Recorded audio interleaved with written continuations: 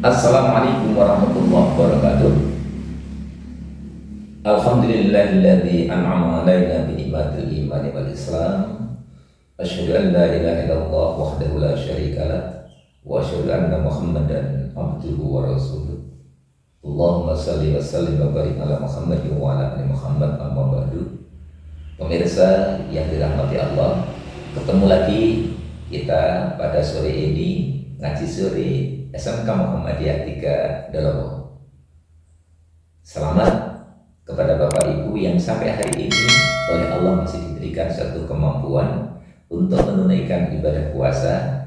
Tidak satu pun yang akan terhilang ataupun juga akan tersandra oleh beberapa aktivitas kegiatan kita, sehingga kita bisa sempurna untuk menunaikan ibadah puasa kita dengan penuh harap mudah-mudahan sampai nanti di akhir bulan Ramadan tahun ini. Tentunya hal ini termasuk pula bagian-bagian daripada syiar Islam, bahwa sudah kita maklum terkait dengan masalah rukun Islam itu ada pula dari 5 rukun Islam itu yang disebut dengan zakat. Zakat itu terbagi menjadi 2, ada zakat mal, kemudian ada pula zakat fitrah. Namun yang berkaitan dengan relevansinya dengan bulan Ramadan sebagaimana saat sekarang ini sama-sama kita tunaikan, tentu ini yang berkaitan dengan itu adalah zakat fitrah. Walaupun kadang-kala banyak orang-orang ataupun juga saudara-saudara kita muslim yang mengeluarkan zakat malnya itu pada bulan Ramadan. Apakah nggak boleh? Boleh.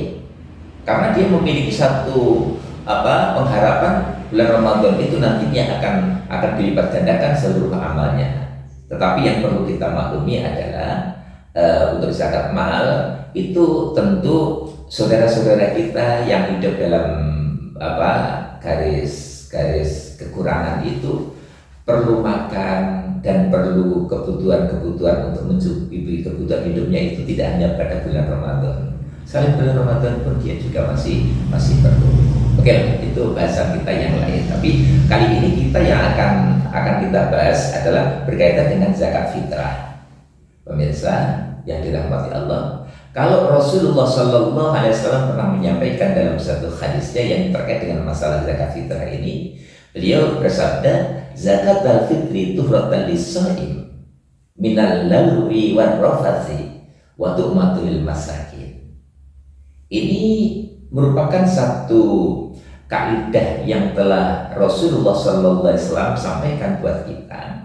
Karena apa? Zakat fitrah itu memang satu ketetapan syar'i yang Rasul menyampaikan bahwasanya zakat fitrah itu tuhratan lis-shaim, untuk mensucikan bagi orang yang berpuasa itu.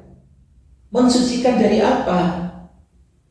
Mensucikan minal lagwi war rafasi, dari perbuatan keji dan perkataan kotor. Betapa banyak kita ketika bulan Ramadan ini pun juga melakukan satu perbuatan-perbuatan yang tidak terpuji, entah sengaja maupun tidak. Kadang-kadang kita tergelincir ke arah sana.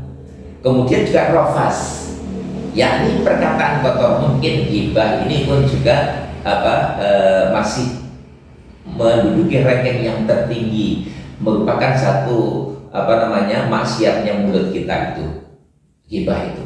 Ini termasuk nanti tatkala kita di bulan Ramadan seperti saat ini, untuk membersihkan perbuatan keji, mensucikan diri orang yang berpuasa dari perbuatan keji dan perkataan kotor itu, maka dalam Islam memberikan satu syariat untuk membayar zakat fitrah. Kenapa? Zakat fitrah itu yang wajib dikeluarkan oleh setiap muslim itu pada bulan Ramadan. Mulai tanggal 1 sebenarnya sudah boleh kita membayar zakat fitrah itu.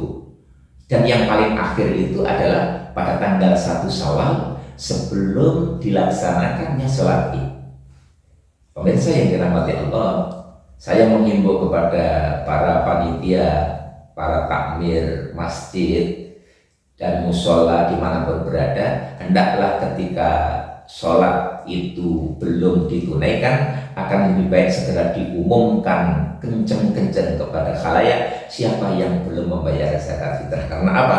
Ini karena urgensinya akan sangat berbeda sekali ketika zakat fitrah itu dibayarkan sebelum sholat id, maka itu masih masuk dalam ranahnya zakat fitrah. Tapi kalau itu sudah sholat id, maka hal ini akan menjadi satu sedekah biasa.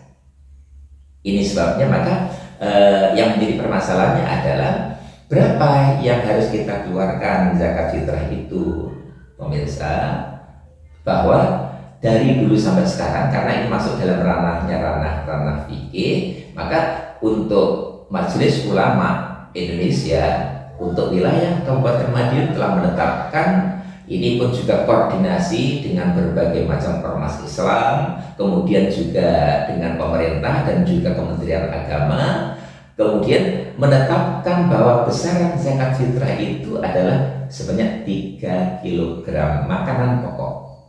Itu tidak harus tamar, tidak harus kurma, enggak, karena di tempat kita itu adalah makanan pokok itu beras 3 kg. Ini. Nah, tentunya dalam hal ini masing-masing kita memiliki satu standar. Jangan sampai kemudian kita memiliki satu ketetapan bahwa pokok harus 3 kg. Apakah nggak boleh misalnya lebih dari 3 kg? Boleh.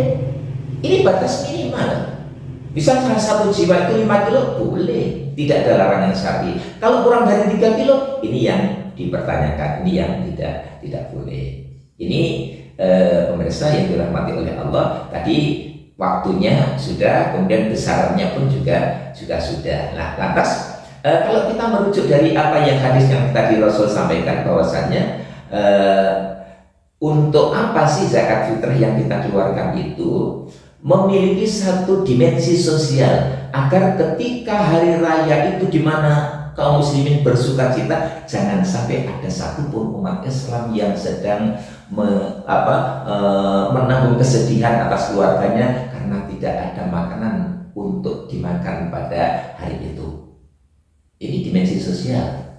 Oleh sebab itu, maka kenapa sampai Rasul menyampaikan bahwasannya ketika itu nanti dikeluarkan setelah sholat id, maka dianggap sebagai sedekah biasa. Nih, itu sebabnya maka para jamaah yang dirahmati oleh Allah, tentu kita pun juga harus memiliki satu pemahaman adanya syariat Allah itu ada ketentuan-ketentuan syarat rukunnya.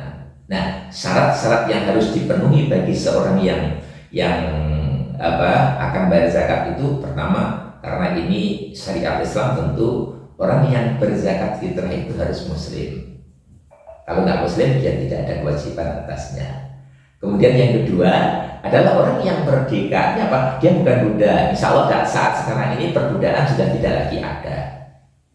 Ya, Islam hadir untuk menghilangkan perbudakan. Kemudian harta yang dimiliki itu adalah harta yang halal. Dia memiliki cadangan makanan untuk tanggal 1 Syawal itu cukup untuk diri dan keluarganya. Kemudian yang keempat adalah kepemilikan penuh atas hartanya, itu bukan titipan. Itu baik zakat mal maupun zakat fitrah hampir sama ketetapannya. Kemudian yang berikutnya cukup nisab. Artinya apa? Batasan minimal nanti yang harus keluarkan zakat. Kok besok itu satu keluarga itu ada 4 orang, kemudian ternyata sisa untuk dimakan tanggal 1 Syawal itu hanya cukup untuk mengeluarkan 6 kilo saja, maka yang harus dikeluarkan adalah yang 6 kilo. Untuk siapa? Untuk yang bertanggung jawab atas keluarga itu, yakni bapak ataupun ibunya. Kemudian yang berikutnya, dia tidak memiliki hutang. Kemudian dengan begitu maka harta atau penghasilan yang dia peroleh, yang dia dapatkan itu, yang untuk keluarkan itu adalah benar-benar dari harta yang halal. Ya, kalau dia memiliki uang itu diperoleh dengan cara yang halal, bukan dari berbuat yang zalim.